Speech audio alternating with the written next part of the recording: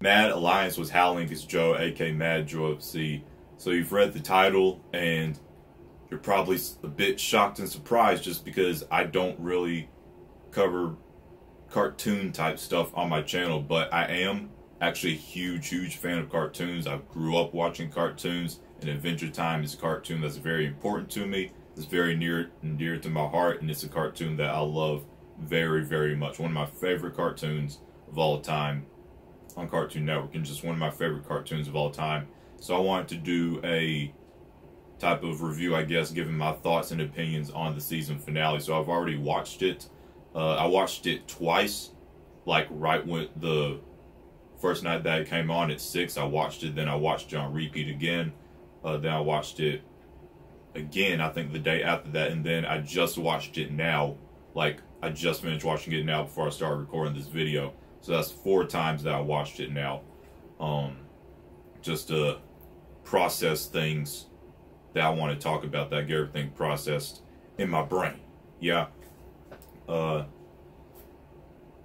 Where to start? I guess I'll just start at the very beginning. And actually, this is one of the first times actually where I haven't seen every single episode before the finale. Usually before the series finale of a show, I've seen like every episode. For Adventure Time, this is like the first time that I haven't seen every episode, and that's just due to one thing. When I started doing YouTube, I just kind of stopped watching TV altogether. I don't really watch TV these days. So that's one reason. And then a few other reasons is just because of Cartoon Network itself and how poorly Adventure Time was advertised in its later seasons, and you know how rarely it was shown on Cartoon Network. The schedule is pretty much just Teen Titans Go all day. So yeah, it was just like, it wasn't really advertised that much until the finales, when they start ramping up advertisement for the show, is when they started, you know, ramping up Adventure Time being shown on the Cartoon Network time slot. I don't exactly remember where I stopped. I think I stopped around Preboot, the episodes Preboot and Reboot. I think that's where I stopped. I remember the comet. I remember Hot Diggity Doom, the stuff where Finn met his dad, so I remember all that. I think I watched like all of season 8. I remember Stakes, you know, the Marceline themed short miniseries Stakes. I remember that. I watched all of that. I didn't see the stuff. I didn't see Islands. I didn't see any of Islands. And apparently he met his mom. Not his dad. Not only his dad, but apparently he met his mom too. I didn't see any of that. But I think I stopped around the last thing I remember, the last thing I can visually remember, is when Finn killed Fern. He used his arm like it was a blade and he put it in Fern, and Fern died. That's the last thing I can vividly remember. So I think that's where I left off. So yeah, let's get into this review now that I know where I'm at with the show, where I left off and stuff.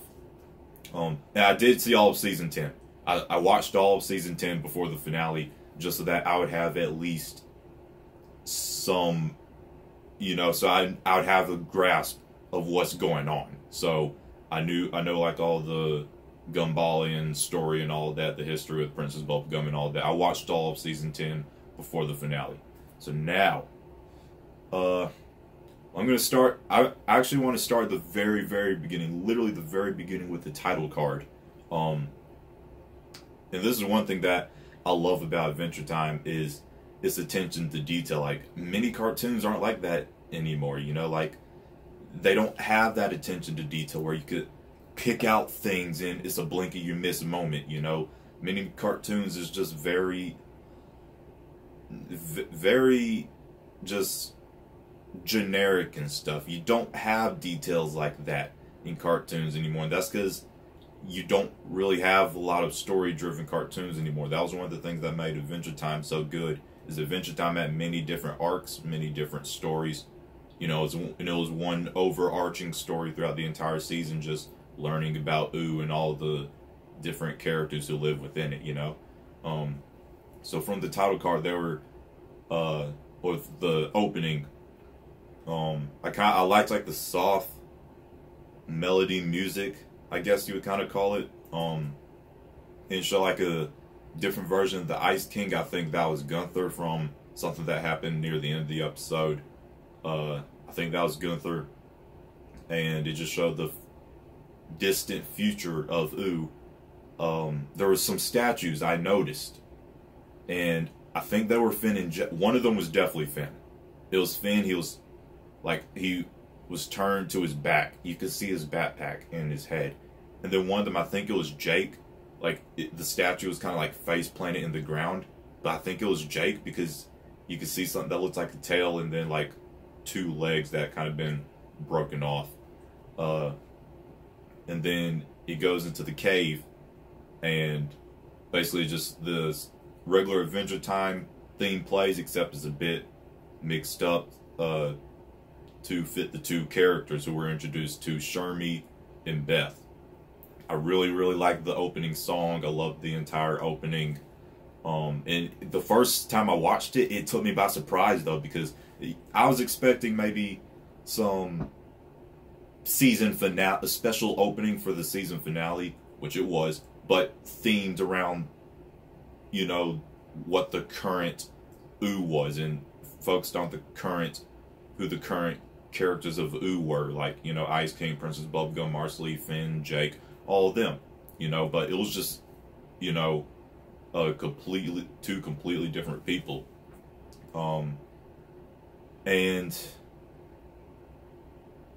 yeah, so like the first, I guess 3 or 4 minutes, the first 5 or 7 minutes was actually Shermie and Beth. And when you think about it, they had like also a little adventure of their own in this finale episode. I guess you could call the adventure of finding the King of Ooh, and then their other little adventure near the end of the episode, which I'll talk about that at the end. So yeah, they had like their own little quest, I guess you could call it, and they actually found the arm. And I was getting kind of scared too. When they found Finn's arm, I was like, crap, because we hadn't gotten into the story yet, so they just found Finn's arm, and I was like, crap. What happened to Finn? I was a bit worried. And I was also surprised that they were living in Marceline's house, the cave, and they were living in. I wonder how that came to be. And it kind of makes me question, is Marceline still around? Because she's,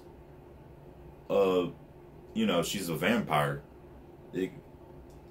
Would she have? This is like in the very distant future of Ooh. So,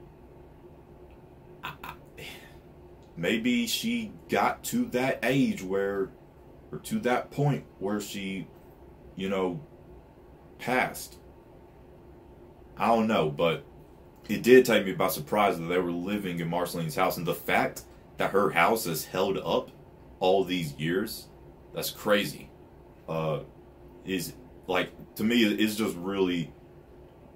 like, wow, they're living in Marceline's house. I wonder how that, it just really makes you wonder how that came to be. And I actually really like Shermie and Beth, to be honest. I enjoyed seeing them. And Beth, she definitely a descendant of Jake. You can't tell me she's not. She has reminiscent looks of Jake, except she can't really shapeshift or anything, I guess, but she could like use her belly as a kind of gateway, as a portal. How she brought the rock, out of her stomach from one area to another, out from her stomach. So she could like use her belly as a portal, and then she could like open portals from other places, I guess, using her belly. It's kind of strange, but she's definitely a descendant. She's probably like a great granddaughter of Jake. Like she's definitely a descendant of Jake. Shermie, I wouldn't say any relevance to Finn at all. He's not even human. But it felt like reincarnations of Finn and Jake. I don't think that's what it was. I don't think it was a reincarnation of them. It was definitely that partner duo, but I don't think it was a reincarnation of them. I think it was just a descendant of Jake and then this other animal creature. And so yeah, it was cool that BMO's still alive, and he's actually the King of Ooh now. So that was cool. And there were like a bunch of little Easter eggs and stuff in BMO's like mountain home. Bunch of Easter eggs, references to different things within the series. And so yeah, they brought the arm to see if BMO would know what it was, and he instantly remembered Phil. Fred. No. Phil. He didn't even remember Finn's name. It was close though. So that's when the story. When he started telling them the story, and so yeah, it pretty much left off from the episode titled Gumbalia, which that episode led into the finale, which I found out it aired in March of 2018. So that's a huge gap between the episode that, cliffhanger to the finale, then the finale's in September, so April, May, June, July, August. That's almost 6 months. That's at least 5 months.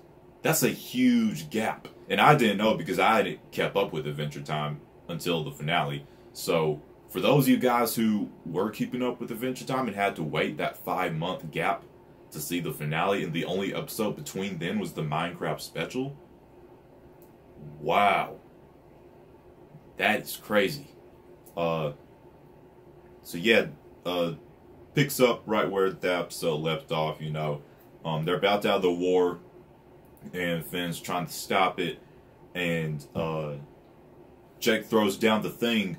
And this whole part took me by a loop. Like, I thought we were going to see a war between Gumbalia and Princess Bubblegum.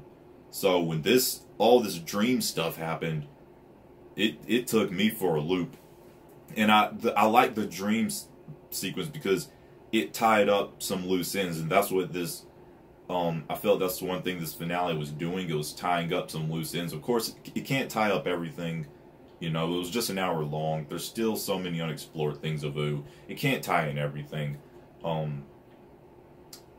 So yeah, the things that really tied up,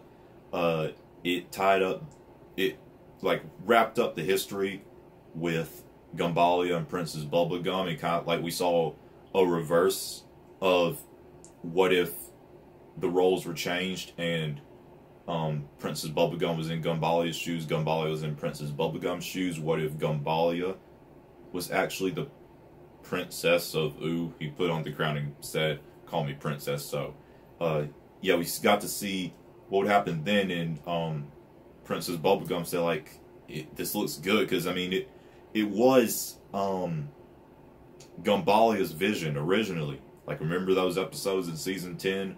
Where we saw some of the backstory. So it was originally his vision, his dream, and Princess Bubblegum just kind of took it from him. So that was I thought that was tied up nicely, and they had a reconciling, I guess you could call it, with each other at the end. Now when they woke up and I forgot who she is, but the other person that Princess Bubblegum made, the female, she tricked Gumbalia, cracked the bottle with the stuff in it, turned him back into the punch bowl. She said he was never one for, I guess, forgiveness or truth, or I forgot what she said, but basically she was saying he was just fibbing. Now, I don't know. He seemed genuine. I don't know. And she didn't try to rule or anything after she did that, but I guess she just felt like, he's fibbing. He seemed genuine, but I guess you can never be sure. So they out of reconciling, that was tied up, and the dream also tied up the stuff with Finn and Fern, because Finn killed Fern, but you know, he still had this hate for, this dislike for Finn. So then Fern was brought in. So yeah, he was brought back, and there's actually a whole other thing. The whole reason that Gumball even came back, and it's because of another thing that I missed. I think it was like a set of a short mini-series or something, and basically it ended with Lumpy Space Princess resetting Ooh, and that was explained in the earlier episodes of season 10. It was explained that basically Lumpy Space Princess reset Ooh, and so it reset the people that PB made from their candy states back to like their, you know, normal selves of how they originated when PB made them. So yeah, I didn't see any of those episodes where I guess Ooh was changed or something and Lumpy Space Princess reset it. I never saw any of those episodes, so that kind of confused me. So yeah, and then the Finn and Fern stuff, basically like, you know, Fern was like, well, I am Finn, I'm the one who should be here, not you. And so they were both, you know, facing inner problems. And so Jake got the Vault, and it had like their inner demons and stuff, and I guess you could call it inner conscious problems.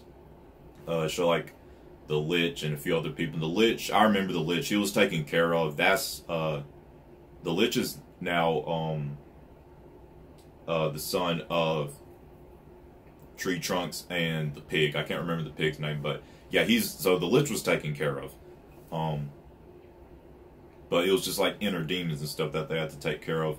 And also that weird green mushy thing was pretty much what was keeping Fern alive. And so they killed that, and because they killed that, then Fern was pretty much just going to wither away in the dream and in the real world. And so in the dream, you know, he didn't look like a tree because it was a dream. So yeah, he just looked like Finn, but he was still withering away. And so then in the real world, that effect even came back to the real world.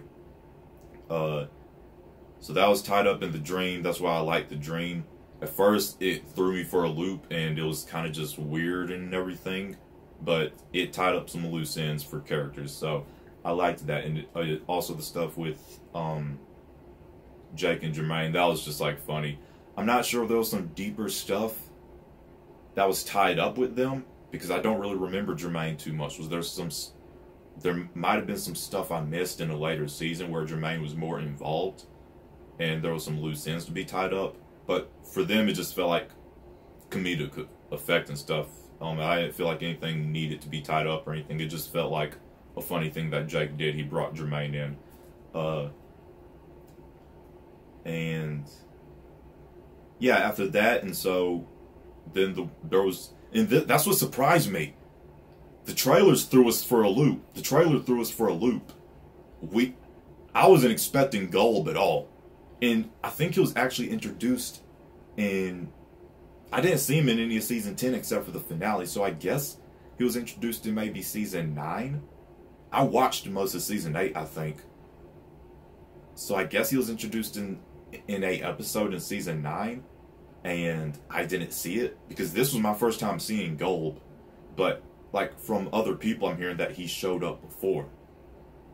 But, yeah, this is the first time that I saw Golb. But the whole thing threw me for a loop. Like, the trailers were hyping up this war. We didn't even get it at all. It never happened. We got no gum war. It never happened. The trailers were hyping it up, but it never happened. So, I think that was a good job on their part. Whoever put the trailer together, they threw us for a loop. And, well, I guess people who had been keeping up with the show, I guess they knew Golb would show up at some point. It threw me for a loop, because I've been keeping up with the show, and the trailer threw us off. So yeah, no gun war. I wouldn't say I'm disappointed. One thing, on the one hand, I liked the Golb stuff, so I'm not disappointed that we didn't get a gun war, and also, you know, I'm glad that PB and Gumball had some reconciling and came to terms, but on the other hand, the trailers did hype up this war. So, and there was no delivery on it because no war happened whatsoever. So I don't know what to think. I mean, I'm happy with the end result, so I guess that's what I'll say about that. See, I think Golb came because, and like I said, I think Golb was introduced earlier, but I never saw that episode. So, from what all I know about Golb, from that flashback with Simon and Betty, basically he's chaos. He lurks wherever chaos is, and that's why he came up. That's why he showed up in this war, because there was chaos and stuff, you know, surrounding Gumballia and PB. And Golb shows up wherever chaos lurks, so that's why he showed up there. And what else after that? Flashback, Simon explaining Golb. Oh, and also, so in this, because I was confused about this stuff the first time I watched the show. Because remember, I hadn't watched Adventure Time in a while, so Betty, Normal Man, Maja. Betty was hooked up to Maja, basically like getting power from her. I remember the name Maja, and I remember how she, like, I remember that character. I just don't remember what exactly their role was, their story was within Adventure Time, but I remember that character from earlier episodes. It took me until like the third time I watched it to really remember the character. So yeah, she was basically getting power from her to be able to get the power from Golb and use that power to bring Simon back, because that's been Betty's goal the whole time in Adventure Time. I do remember Betty from the earlier seasons with Simon and stuff. I remember that stuff.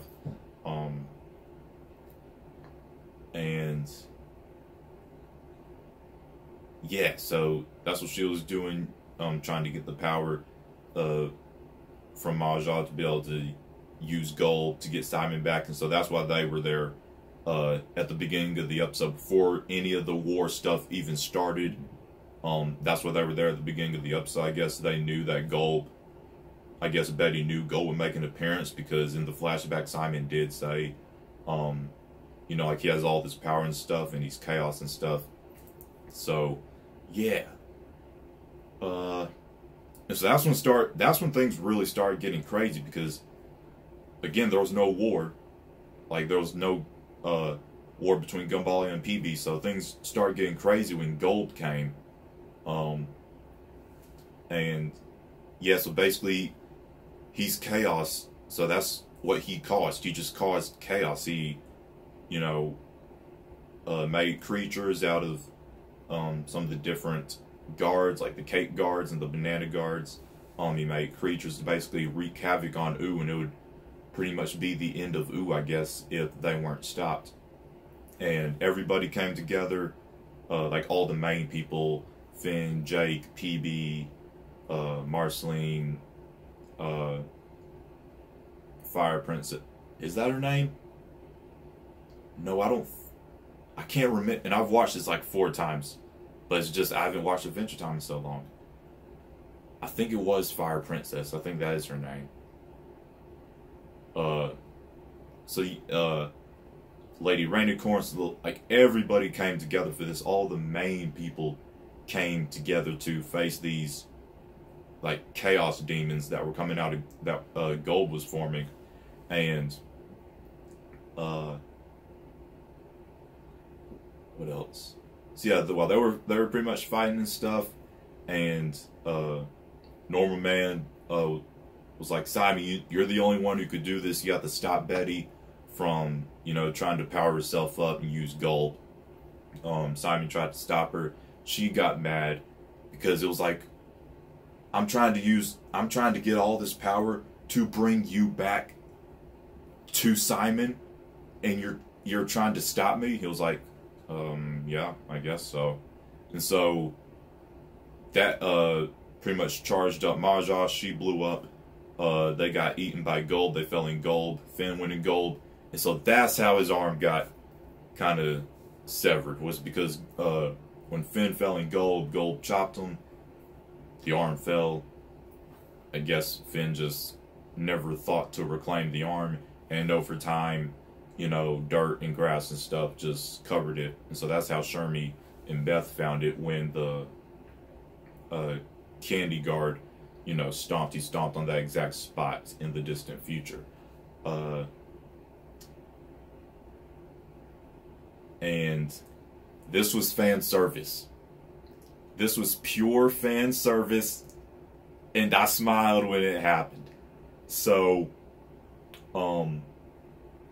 so they were, you know, everybody else was fighting the evil candy guard and the other monster, and so PB got smashed by the candy guard. She didn't die though. She had like an emergency bubble thing, but Marcy flipped her lid when she saw that happen and killed the monster, or put it out of commission because it came back later. But yeah, she put it out of commission, went, you know, crazy on it, and she was so happy that PB was safe.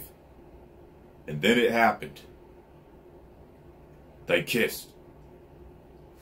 This was foreshadowed, okay? Anyone who watches Adventure Time knows that you could tell in their relationship. I was never sure if they were straight or bisexual. I guess I wouldn't call them lesbian. I guess I'd maybe call them bisexual. Because, I mean, we don't know if they only like girls. So they might, I'm just going to say bisexual. But this was foreshadowed within the show. And then they had a lip-to-lip kiss on screen. And I was smiling. I was like, yes, I knew it. I knew it. I knew they had a thing for each other. I knew they were gay for each other. I knew it. It was foreshadowed. And I'm glad that it paid off. And this was huge, huge, huge fan service. I was so happy to see that happen. And so then, because they were in Golb, they were Finn. Well, Finn, he was kind of already at his current state. You could argue, why didn't his arm grow back if he wasn't, if they were, you know, going back to their current state. But thing is, I think every incarnation of Finn is just doesn't have an arm, because I forgot some of the stuff in the show, but remember the one version of Finn where his parents were alive and he was on the farm and Jake was just like a normal dog. He didn't have his arm there, so, and that was a different reincarnation of Finn. So I think just every incarnation of Finn loses his arm at some point. So I guess you could say that's why his arm didn't grow back, since they were going to their primal state. And Betty went back to, you know, just her normal self. Ice King went back to Simon. The Crown went back to his primal wishing state. So they're able to use it to make a wish. Jake went to take care of those monsters, and this sucked. This sucked. The treehouse, the famous treehouse that I always wished I could live in, that I thought would be cool to live in. The treehouse got crushed along with BMO. He was still alive though, but his screen was cracked. Jake just didn't know what to do. He just got down in the ball. This was a really, like, see, Adventure Time is known for, like, many things. It's humor, it's weirdness, I guess, it's heart. Adventure Time, the show, has a lot of heart, and is known for that. So when BMO started singing the song, first off, I loved the song. I'm glad that Rebecca Sugar came back for one more song, even though she's moved on to Steven Universe. Personally, I don't like the show at all, but that's good for her that she's moved on to that. But I'm glad that she came back to make one more song for the season finale, the series finale of Adventure Time. And it was actually called Time Adventure. And I think the name of the song actually goes along with what the lyrics were.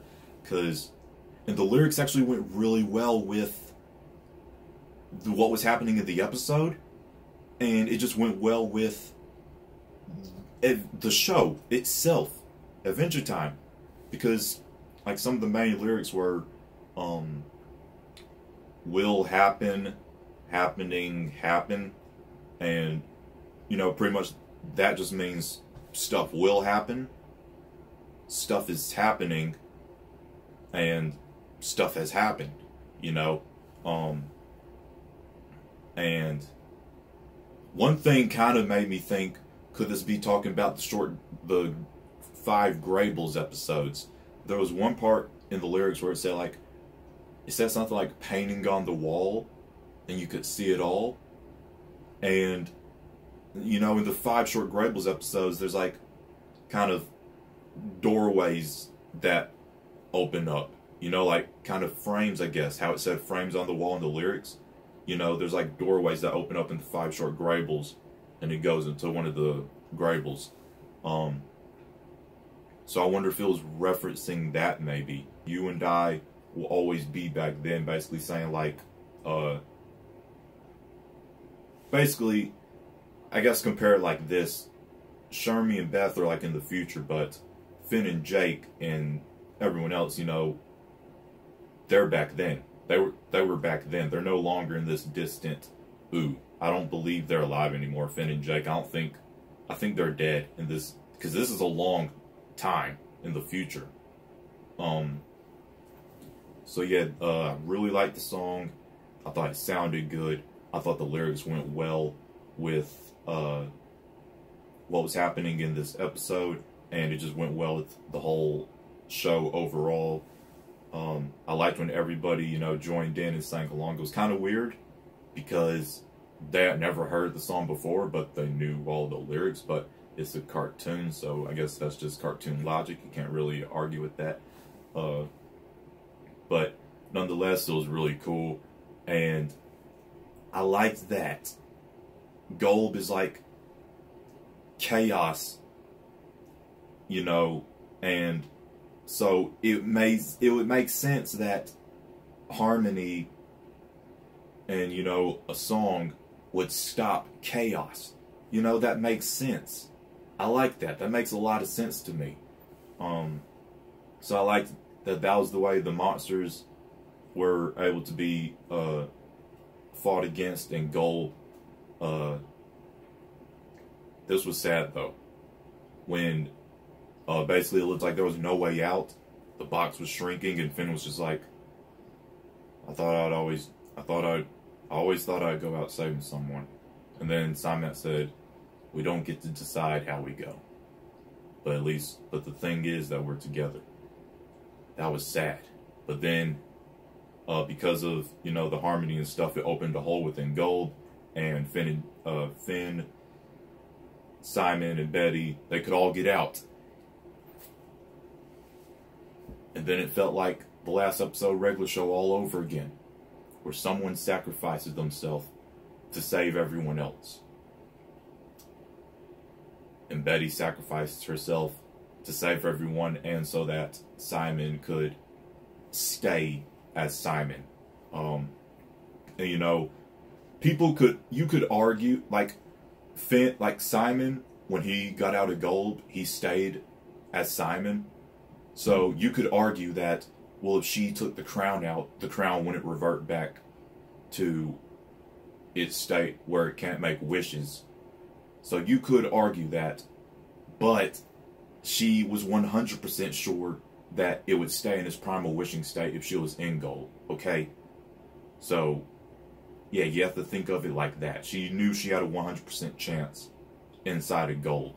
And then even when she made the wishes, it didn't work, because Golb was just, he was just that powerful, I guess.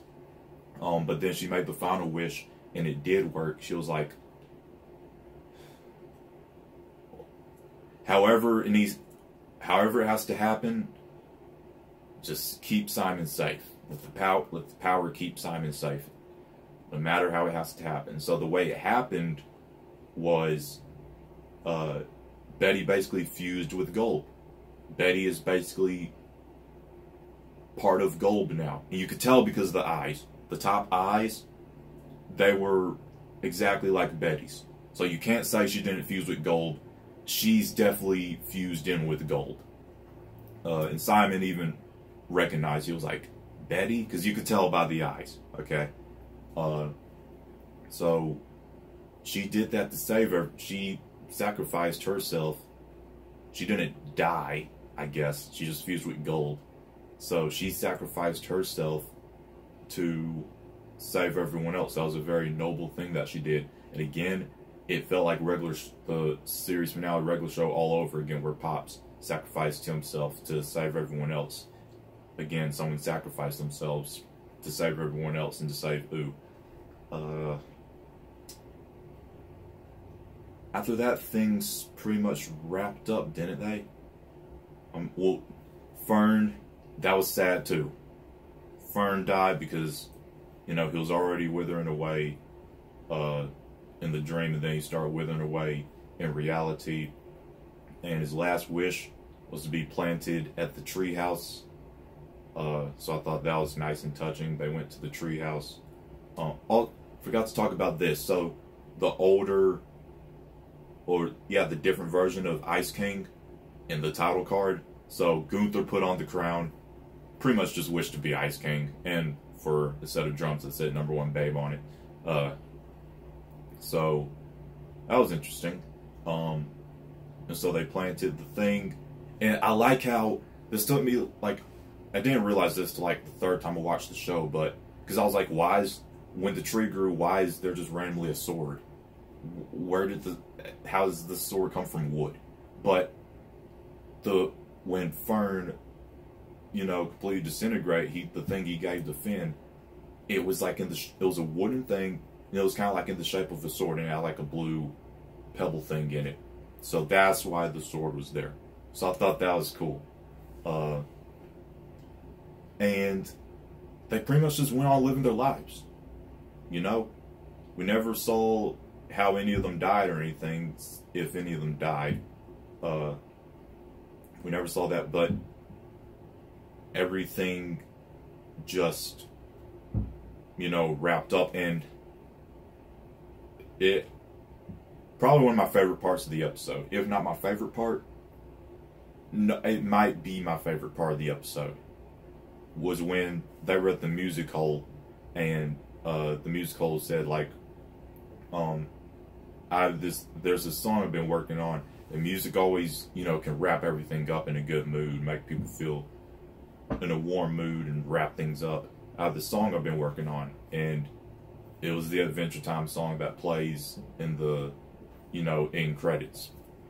And also I thought it was cool that the title card was basically the end credits, you know, and it was titled "Come Along With Me." I appreciated that very much, that they did that for the final episodes, the title card and the title of the episode. So the song started playing, like the full-length song played, and it just showed everybody going on with their lives. You know, the Lich graduated from school, the Gunther, Ice King, just the librarian dropped the donut, and Gunther went to pick it up. One of his jewels fell. He just used the donut. It was so random. I started laughing when I saw it. He just picks up the donut with the jewel, and it proposes. They get married. I thought that was funny. And Simon just was just living his life. PB and Marcy, they were just doing their thing. So, and Finn and Jake, they were just chilling. So, and Fire Princess, she, like, you know, I guess got more into rapping. So, everyone just, you know, was just doing their own thing. And so, some of the humans came back to shore, and that was Finn's mom. So, I wonder what the deal was, like, why they just randomly show up. Like I said, I didn't see any of the stuff where he met his mom, so there might be a reason that she showed up, but they just, like, randomly showed up, and it's just like, okay. But, like I said, there's probably a reason. And, yeah, it was pretty much wrapped up. I loved the very end. When, Shermie and Beth, they went to the tree, and, like, the kind of soft melody music started playing, and, Shermie was trying to get the sword. Beth helped him get the sword. She was like, lift that sword up, Shermie. And, you know, he lifted up the sword, and Beth got in the iconic pose, you know, Jake. And then Shermie got in the iconic Finn pose, holding the sword.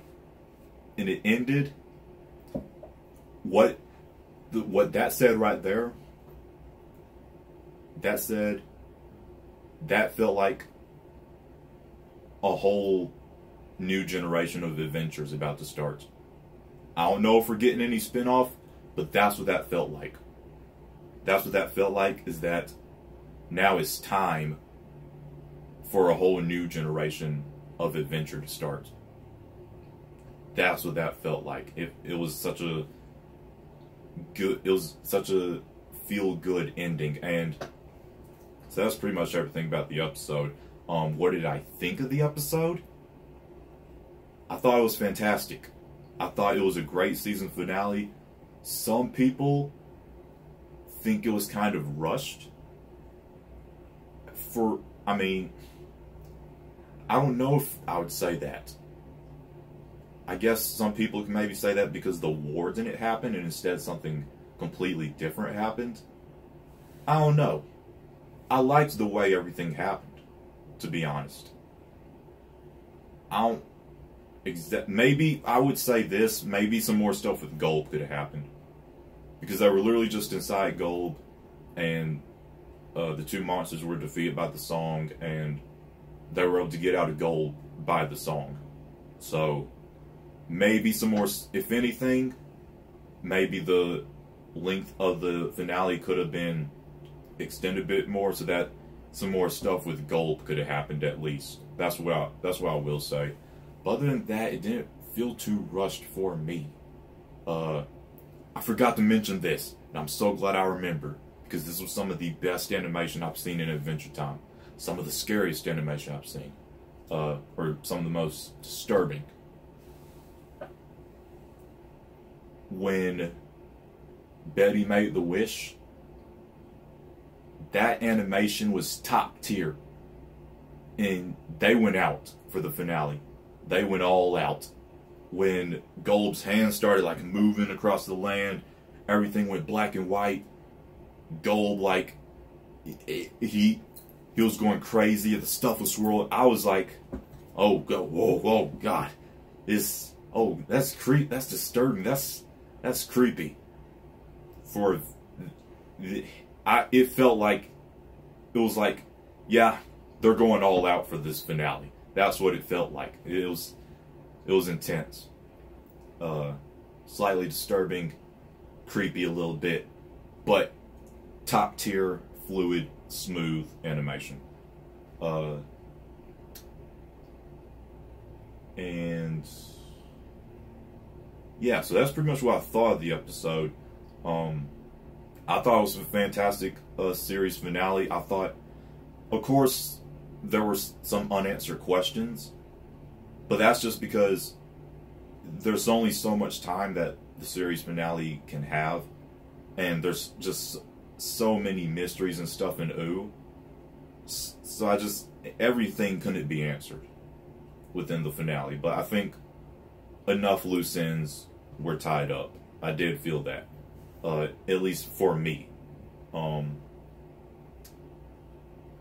And yeah, I'm glad that it was a proper series finale. I'm glad that it didn't just end on like just a random episode like some shows do. And I knew Adventure Time would have an actual proper series finale because, again, Adventure Time is one of those rare cartoons where it's like Gravity Falls. It's a story-driven cartoon. There's arcs, and there were many. I appreciated this. Adventure Time, it wasn't just a cartoon like SpongeBob. And I'm not knocking on SpongeBob whatsoever. SpongeBob is one of the best cartoons of all time. Okay, we all know that. At least the earlier episodes. But Adventure Time it wasn't one of those shows where just every episode is another random thing.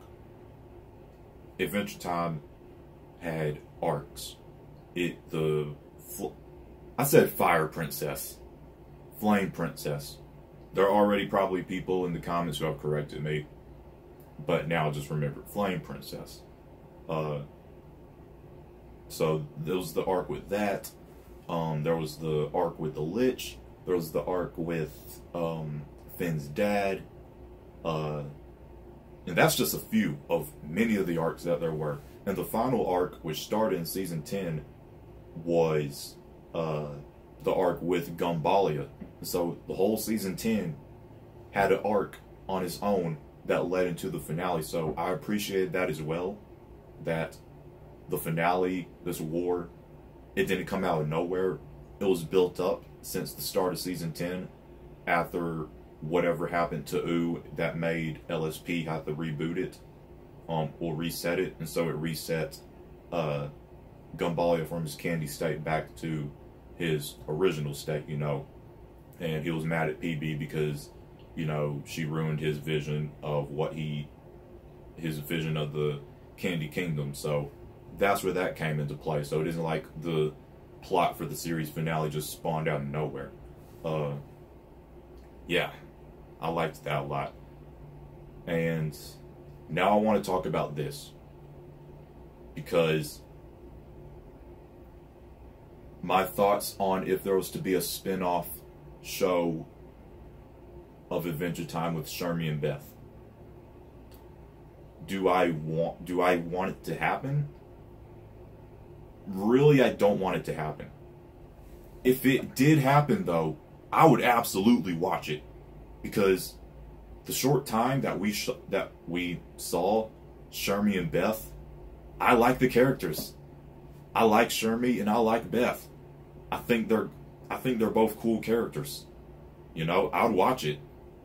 If they, I don't want them to do it, because I feel that Adventure Time wrapped up nicely. But, so I don't want them to make a spinoff with Shermie and Beth. But if they did, if they do, then yeah, I'll absolutely watch it and see what adventures in this distant future of Ooh that Shermie and Beth get up to. But like I said, I think the story wrapped up nicely. You know, and there's just, of course, there's a lot of Ooh to still be explored. There's a lot of storytelling that could still be done. So, like I said, if they make a spin-off with those characters, I'll absolutely watch it. But I just think that they should leave it be. You know? I think they should leave the series be. What else? I know season 11, it is continuing in comic form, actually. I heard about that. Season 11, there will be a season 11 comic. So that'll be happening. I'm probably not going to read it. What else? Other than that, I think that's all I have to discuss. Pretty much discussed all the main pivotal things. I definitely wanted to discuss stuff with Shermie and Beth at the end, because I found them to be cool characters. Yeah. This is pretty much it for my review for the Adventure Time series finale, the ultimate adventure. Come along with me. Let me know what you guys thought of the finale. And Let me know all of your thoughts on the finale down below in the comment section. If you enjoyed my review, giving my thoughts and opinions, let me know what you thought of that as well. Links on my social media will be down below in the description box. Matt, smash the like button. Share this video with anyone you feel would enjoy. If you are new around here and you like what you see, tap the subscribe button and ding dong the notification bell to join the Mad Alliance on our journey to 100,000 subscribers. My name is Joe, aka Mad Joe FC. Hope you all have a marvelous day. Mad out. Mad. Strong. Together.